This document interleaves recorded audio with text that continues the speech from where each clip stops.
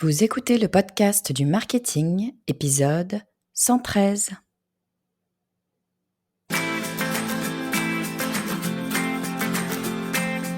Bonjour et bienvenue. Je suis Estelle Ballot et je suis ravie de vous recevoir sur le podcast du marketing. À chaque épisode, je vous propose d'analyser les techniques marketing qui marchent, pas à pas et très concrètement, pour développer votre activité. Quand on est entrepreneur, il arrive un moment où il faut vendre. Sauf qu'on n'est pas toutes des commerciales nées, du coup, on a tendance à repousser le moment où il faut parler de notre offre. On n'est pas toujours à l'aise avec notre prix, et puis surtout, on ne sait pas trop comment amener les choses. Alors, vous êtes peut-être dans le même cas que moi, mais la bonne nouvelle, c'est que c'est pas une fatalité. J'ai toujours pensé que la vente, c'était pas pour moi, et puis en fait, j'ai découvert que je ne regardais pas les choses sous le bon angle. Imaginez 2 secondes que vous puissiez parler de votre offre sans avoir le sentiment de vendre. Imaginez que vos clients soient tellement contents de vous trouver qu'ils ne négocient même pas le prix et qu'en plus, ils payent rubis sur l'ongle. Avouez que les choses seraient plus simples et vous vous sentiriez plus détendu et surtout plus confiante au moment de proposer votre offre. Ça, c'est la technique du future pacing. Bah oui, désolée, j'ai pas prévu de vous parler de vente dans cet épisode, quoique on va effectivement se rapprocher de la vente. J'ai pas prévu de vous parler purement de vente, j'ai prévu de vous parler d'une technique marketing, une technique de copywriting qui s'appelle le future pacing. Alors future pacing, c'est un terme anglais, future pour futur, pacing pour le rythme. En fait, on pourrait le traduire par une translation vers le futur. On va inviter notre audience à réaliser ce qui se passerait dans le futur, en fait à ressentir ce que cette personne ressentira dans le futur. Quel futur? Eh bien évidemment, le futur dans lequel elle a travaillé avec nous. Alors, pourquoi est-ce qu'on fait ça? Il peut y avoir plusieurs raisons, évidemment, pour le faire. Première raison, c'est pour montrer à notre audience qu'il y a une nouvelle option à laquelle elle n'avait pas pensé, en fait, un nouveau choix qui lui est disponible. Et puis, pour aller un cran plus loin, le fait qu'elle ait visualisé ce futur, eh bien, ça va lui montrer tout simplement que c'est possible. Ben oui, parce qu'il faut savoir une chose, c'est que le cerveau fait finalement relativement peu de différence entre l'imaginaire et le réel. Donc, dès lors qu'on a imaginé quelque chose, bien sûr, le cerveau sait bien faire la différence entre ce qu'il a réellement vécu et ce qu'il a simplement imaginé. Mais le fait même d'imaginer quelque chose lui donne un potentiel de réel. Donc, dès lors que vous avez imaginé, d'un coup, votre cerveau se dit « Ah mais en fait, c'est possible », là où peut-être il pensait que c'était tout simplement impossible. C'est tout l'intérêt de la visualisation. Et puis troisième raison, et c'est la véritable raison souvent pour laquelle on l'utilise en marketing, c'est que le fait de visualiser ce futur, eh bien ça va lui permettre de ressentir les émotions qu'elle ressentira quand ça arrivera, quand elle aura travaillé avec vous. Et donc, on le sait, ce sont les émotions qui incitent à passer à l'action. C'est le fait de se dire « Ah, j'ai envie d'être dans ce sentiment, de ressentir ce sentiment de plénitude, de sérénité, de contentement, de plaisir, enfin peu importe, qui fait que on passe à l'action, on passe à l'achat. C'est pour retrouver cette sensation. Donc le fait de ressentir la sensation, ça vous fait une piqûre de rappel, ça vous montre tout simplement que vous en avez envie. Alors cette technique du future pacing, les marketeurs l'ont pas sortie tout simplement de leur chapeau. C'est une technique tirée de la PNL, donc de la programmation neurolinguistique. Mais finalement, c'est vraiment devenu une technique très courante maintenant en marketing, tout simplement parce que ça marche très bien. Alors qu'est-ce que c'est initialement? Alors très rapidement, parce que je suis pas une spécialiste de la PNL, mais qu'est-ce que c'est très rapidement que cette technique de PNL? Eh bien, c'est une technique de création neuronale, tout simplement. Le fait d'imaginer un possible, eh bien, ça va créer des chemins neuronaux au sein de votre cerveau, ce qui fait que votre cerveau reconnaîtra le chemin le jour où ça va réellement lui arriver. typiquement, c'est ce que font les grands sportifs, les sportifs de haut niveau, lorsqu'ils répètent leurs prestations dans leur tête.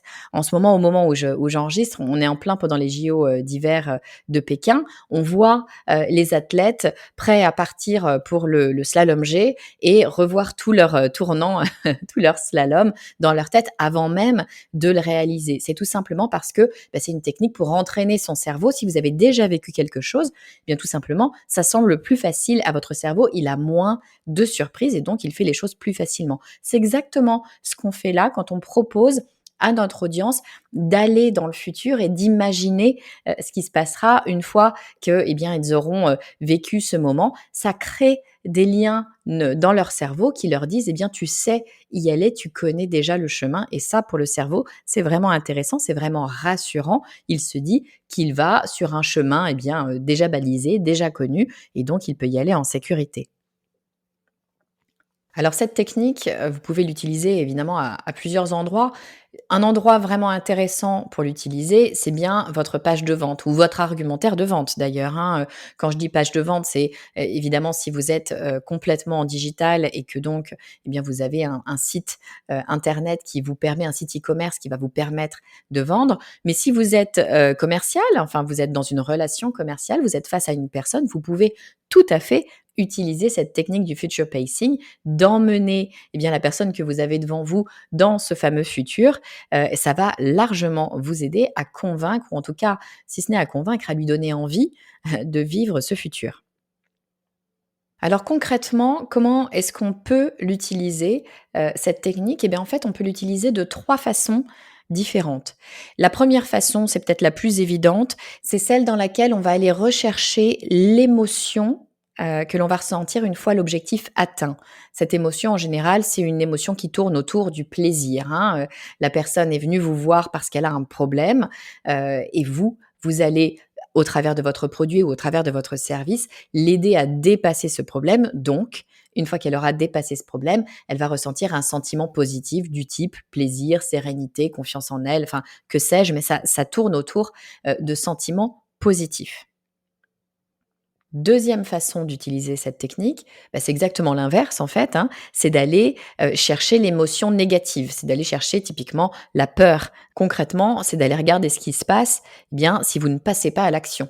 Si vous ne travaillez pas avec moi, voilà ce qui va se passer. Voilà toutes les choses atroces, je caricature bien sûr, voilà toutes les choses atroces qui vont se passer pour vous. Donc attention, danger, danger. Là, qu'est-ce que vous essayez de faire? Vous allumez les warnings dans le cerveau de votre audience en disant: attention, ne va pas, ne prends pas ce chemin qui est soit de ne pas travailler avec moi, soit de ne rien faire, parce que si tu fais ça, il va se passer des choses qui sont vraiment néfastes pour toi, ou en tout cas très désagréables. On est en train de jouer sur les peurs.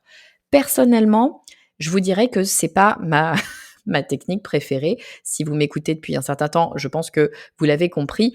Moi, je n'aime pas trop, de façon générale, cette technique d'appuyer sur les peurs. Je trouve que ça met la personne dans une situation, négative, peu agréable, et je n'aime pas associer, mon travail, mon image, tout simplement, à ce type d'émotion, d'une part. D'autre part, d'un point de vue purement humain, je n'aime pas faire ressentir des émotions négatives aux autres.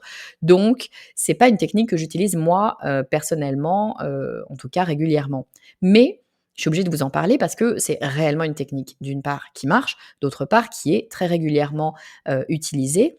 Donc regardez, hein, quand vous allez sur des pages de vente ou quand vous entendez, un discours commercial, vous allez repérer, ces principes de future pacing qui utilisent la peur. Vous allez voir que ça fonctionne extrêmement bien.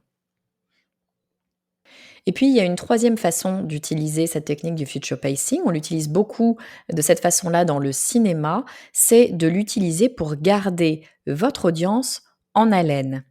Oui, réfléchissez 2 minutes. Il y a certains films qui utilisent ça, où ils vous montrent, premières images, on vous montre la fin du film. On vous montre ce qui va se passer. Qu'est-ce qui se passe dans votre cerveau? Là, vous n'avez qu'une seule envie, c'est de comprendre ce qu'il a bien pu se passer pour qu'on en arrive là.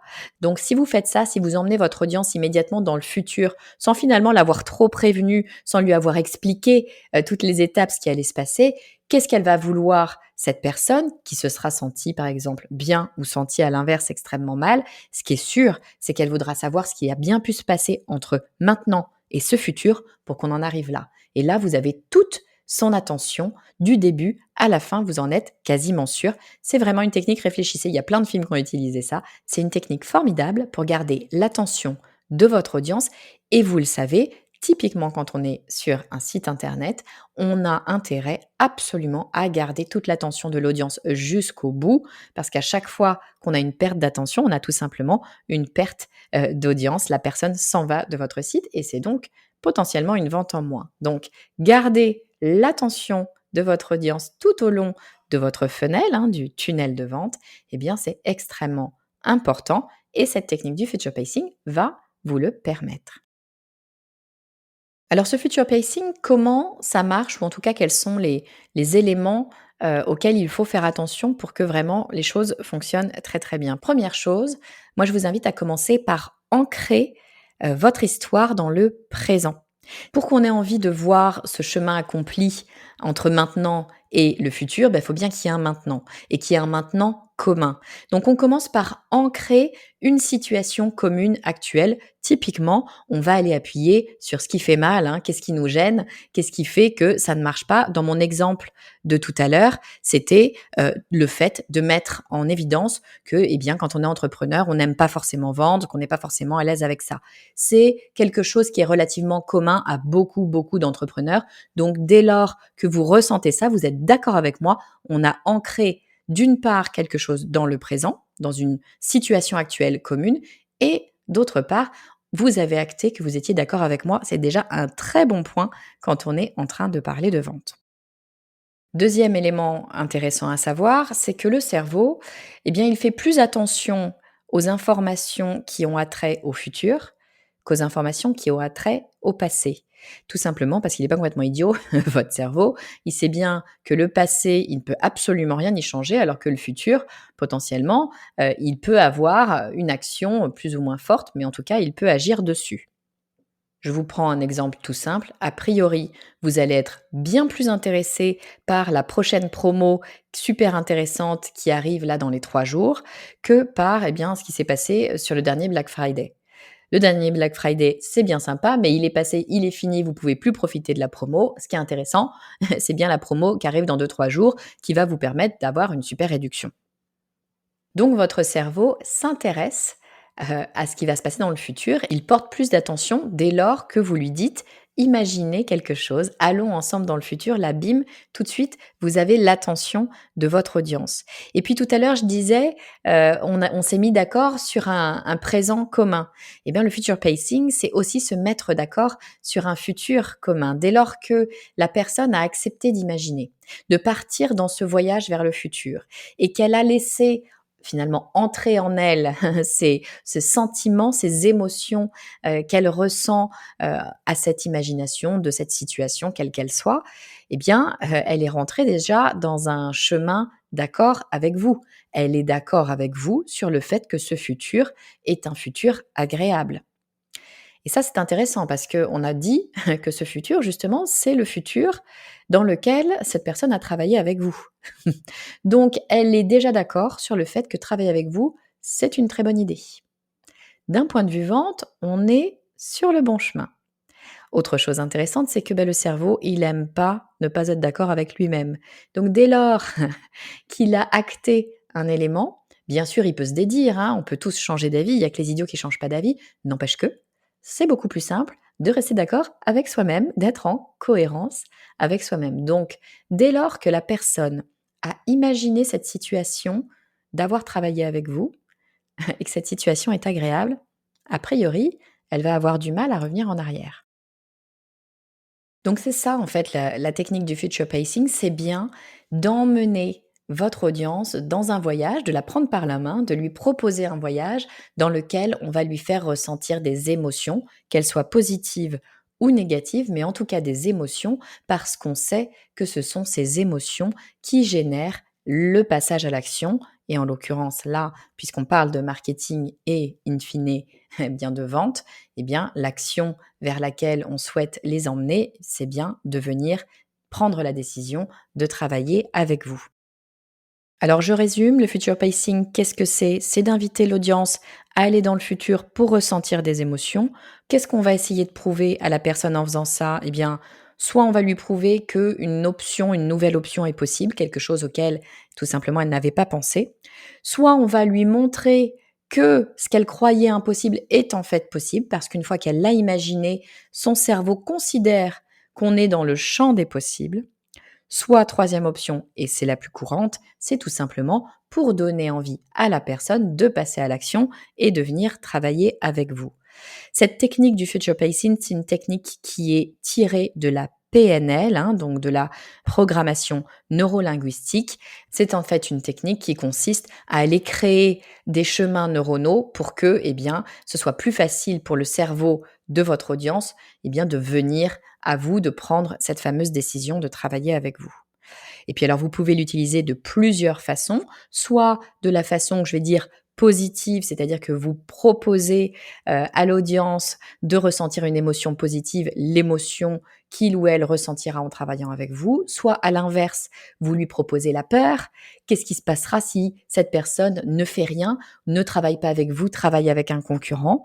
Ou alors, vous pouvez l'utiliser pour une pure raison d'attention, c'est-à-dire que vous allez dire à l'audience ce qui va se passer avant même de commencer quoi que ce soit. Et donc, elle a envie de savoir comment faire, quel est le chemin pour arriver jusqu'à ce futur. Et donc, elle a toute votre attention puisqu'elle veut absolument comprendre ce qui s'est passé. Et pourquoi est-ce que ça marche? Eh bien, ça marche tout simplement parce que votre cerveau fait bien plus attention à ce qui se passe dans le futur qu'à ce qui se passe dans le présent. Tout simplement parce que le futur, il se dit qu'il a peut-être une possibilité de le modifier. Le passé, c'est foutu.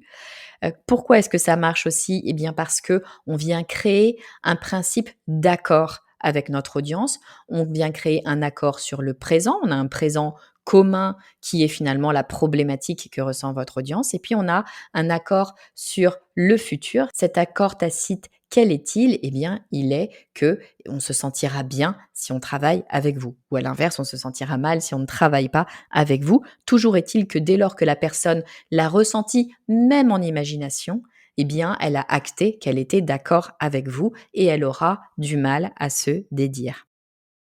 Voilà, je ne sais pas si vous connaissiez cette technique du future pacing. Désolée, j'utilise l'anglicisme, mais c'est tout simplement parce que j'ai pas vraiment trouvé de bonne traduction. Donc, je ne sais pas si vous connaissiez cette technique du future pacing. Quoi qu'il arrive, je vous invite vraiment à réfléchir à l'utiliser. Si vous ne l'avez pas dans votre page de vente, eh bien, ça peut être une bonne idée de tester, de mettre comme ça. C'est quelques phrases, vous l'avez vu, je l'ai fait en introduction. C'est rapide. Il suffit de savoir quel est le problème de votre audience pour l'ancrer dans un présent commun et puis l'emmener vers ce sentiment qu'elle ressentira ou qu'il ressentira une fois qu'il aura réglé ce problème, à savoir travailler avec vous. Vous verrez que c'est extrêmement puissant et ça peut littéralement changer les choses sur votre conversion.